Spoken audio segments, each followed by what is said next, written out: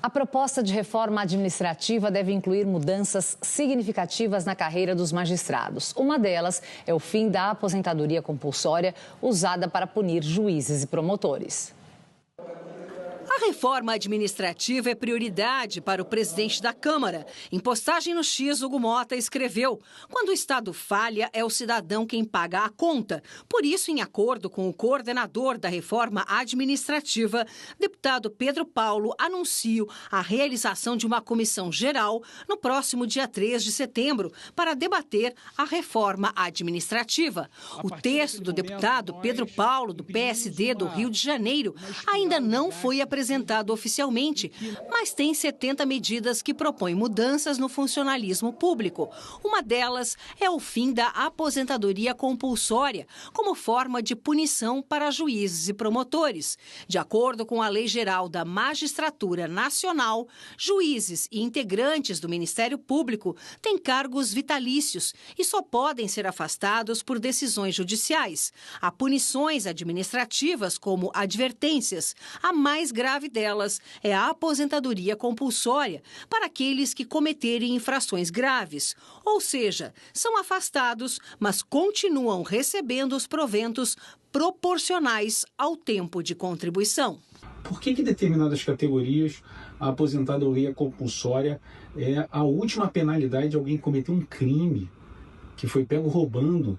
Então, não faz sentido que a aposentadoria compulsória seja, na verdade, um prêmio e não uma punição para aqueles maus feitos no serviço público.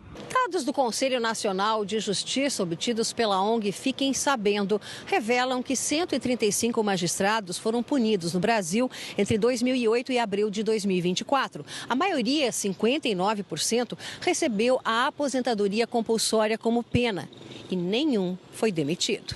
É bastante incomum. É tão incomum que quando acontece alguma vez de algum juiz ou algum membro do Ministério Público ser efetivamente demitido, vira notícia, porque é muito raro.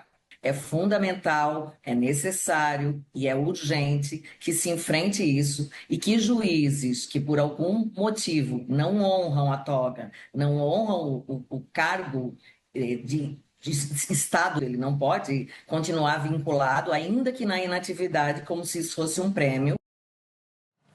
Dimas, reduzir privilégios do funcionalismo agrada o eleitorado, mas será que tem base técnica? Super salários e bônus atrelados à meta são realmente a essência do problema? Bom, vai ter uma grande comissão geral. O que é isso? A Câmara para as comissões, para as votações e se discute um assunto importante. Quem participa? Os deputados e a sociedade organizada, os sindicatos, enfim, todas as pessoas interessadas podem participar, preenchendo uma condição. Então, eu acho que vai ser importante essa discussão lá no Congresso Nacional, na Câmara. Eu proponho que se discuta tudo de reforma política, na reforma administrativa, inclusive a questão de cartório, a questão de fundações, a questão do Congresso Nacional, tá certo? É justo um deputado ganhar aquela cota que ele tem todo mês, mesmo quem mora em Brasília, para se deslocar? E, evidentemente, que isso entra também magistratura, juiz, promotor. Ninguém concorda que um promotor ou juiz que foi punido por corrupção seja compulsoriamente condenado, entre aspas, a ficar com uma aposentadoria. Agora, é a lei que existe. Quem é que faz ele no Brasil? Congresso Nacional. Então, que seja um amplo debate e que se discuta realmente as coisas importantes. Inclusive o que aconteceu na Câmara recentemente, em que o presidente foi impedido de assumir a sua cadeira. Então, vamos aguardar e participar. Bom, e falando nele, Hugo Mota, o presidente da Câmara, pegando o gancho de uma das falas dele hoje, né, de que o Estado brasileiro não está funcionando na velocidade da sociedade. Analisando essa fala de Hugo Mota, qual que é a parcela de culpa da Câmara neste caso? Isso é pura demagogia, porque é lógico que ele sabe disso, que o Estado não está funcionando adequadamente.